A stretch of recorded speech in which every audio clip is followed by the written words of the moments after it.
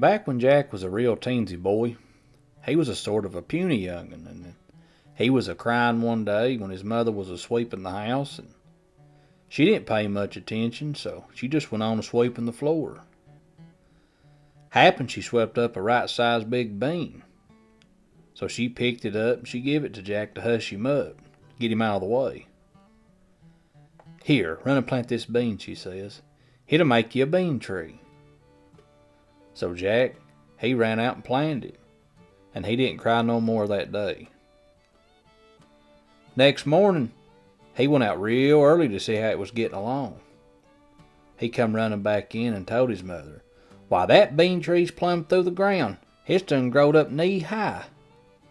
"Why, Jack," said his mother, "why, you lying little pup." So she slapped him. Well, Jack, he cried.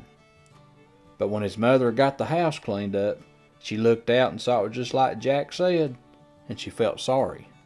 So she give him some bread and butter and brown sugar, and he hushed. So the next morning, Jack come and told his mother, "Well, that bean tree's done got as high sure enough as a tree is." Now, Jack, you know you oughtn't lie like that. So she slapped him pretty keen. But when she happened to look out and see it, she came and give Jack some ripe peaches and cream, and petted him a little, and he hushed. Well, the next morning, Jack come a-running like before. "Oh, mother, my bean tree's done glowed plumb through out of sight. You can't even see the top." "Now, Jack, you look a-here. I just know that ain't so. You surely must have lied this time." And she slapped his jaws real hard. But she looked out directly and saw it. So she went and got Jack and gave him a big slice of cake and some sweet milk. Well, nobody said anything about the bean tree for several days, until one day Jack said to his mother, "I'm going to climb up that bean tree of mine and see how high it goes." His mother told him he oughtn't do that, but seemed like he had his head set and she couldn't do nothing with him. Jack said he'd pour off a mess of beans on the way up and throw 'em down to her. So she fixed him up a little snack of dinner, and he pulled out right up on that bean tree, and he kept going up and up and up. He climbed all day till it was late up in the evening before he got to the top.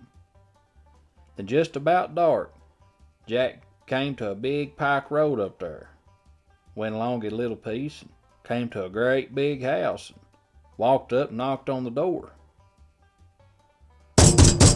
A very large woman came and opened it up and looked down at Jack and says, "Law, stranger, what are you doing up here?" Why, Jack said, "Because I wanted to come. This here's my bean tree, and I just climbed it to see what was up in here." "Well, you better get on back down quick. My old man's a giant, and he'll kill you.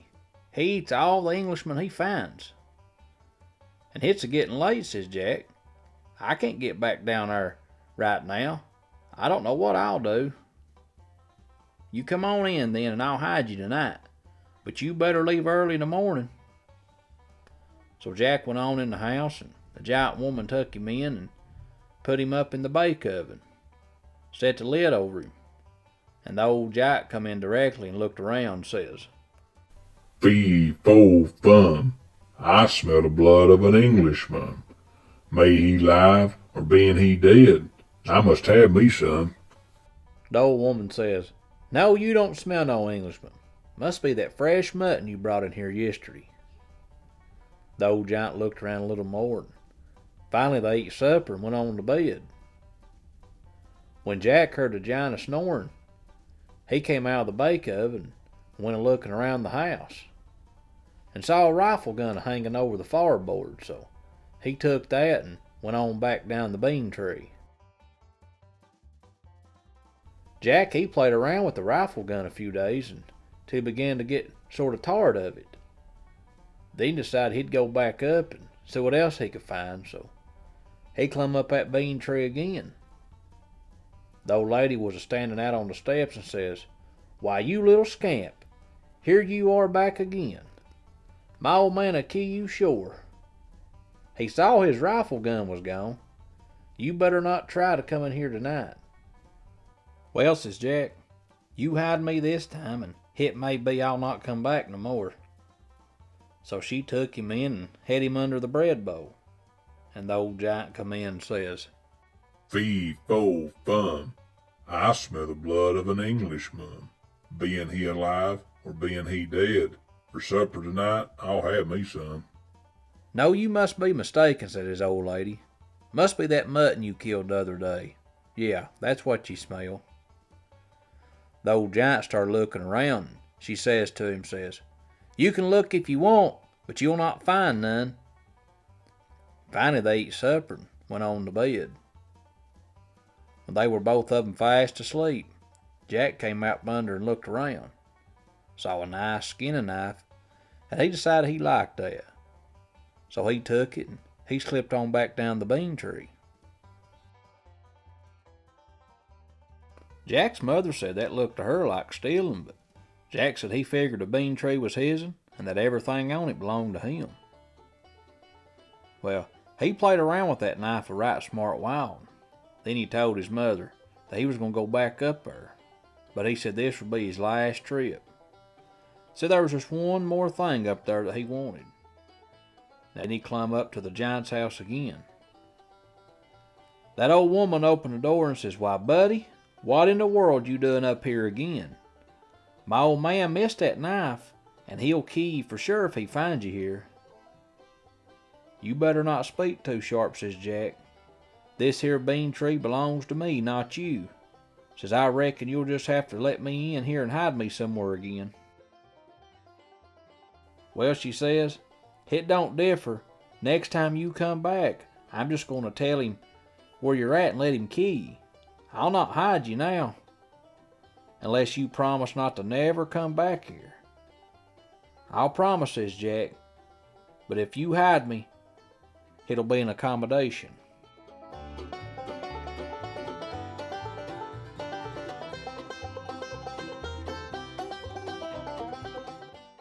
Well, she took Jack in and set him in a corner and turned the old giant's hat over him. And the old giant came in and said, Fee, fo, fum.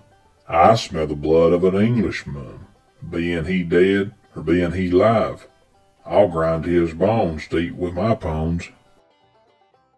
Just look, Lynn, says the old lady, and if you find him, you can sure kill him. So the old giant looked around, smelled around every place, trying to find Jack. Looked in the bake oven, looked under all the bowls and says, sure seems like I can smell one strong. But he never did look under his hat, and pretty soon they went on to bed. Then when Jack heard the giant snoring right big, he came on out from under the hat. Now, there was a covered lid on the giant's bed. Had little bells sewed all over it, about an inch apart. And that is what Jack wanted so bad. But he knowed it rattled wake the old giant up, so Jack went and fixed up all the chairs up close to the bed, and took the old giant's boots and hid them. Then Jack crope up and raised one corner of the rug. Then the bells went and woke up the old giant, and he sat right up quick and hollered, "Scat there!" Jack kept right still until the giant laid back down and set into snoring again. Then he went and eased the door open. Went back and got him a good hold of the cover lid, jerked it off and made for the door as hard as he could tire. Them bells a rattling and a dingle dingle dingle. The old giant jumped up, started busting against them chairs and a holler, "Where's my boots? Where's my boots?" Jack was just a-sailing toward the bean tree. The old giant kept knocking them chairs around and says, "Where's my boots, old woman? Where's my boots?" The old lady says to him, "They're right where you left them, I reckon." Well, he had to get a light before he found them, and finally he got them and lit on out after Jack.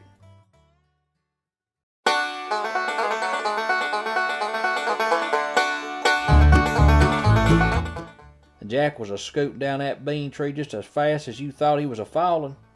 Got onto the ground and He laid that cover lid to one side, grabbed his hand axe, chopped 2 or 3 licks, and that old bean tree fell down, down, down, clean across the fields and hills and hollers. Took it about an hour and a half to fall all the way down.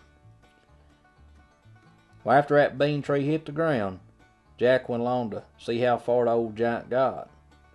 Found him about a half a mile off and didn't have but one boot on. Then Jack went across the country to where the giant's house fell. The dishes were broke up pretty bad, but he and his mother got a lot of good house plunder. All that wasn't smashed up when the house landed.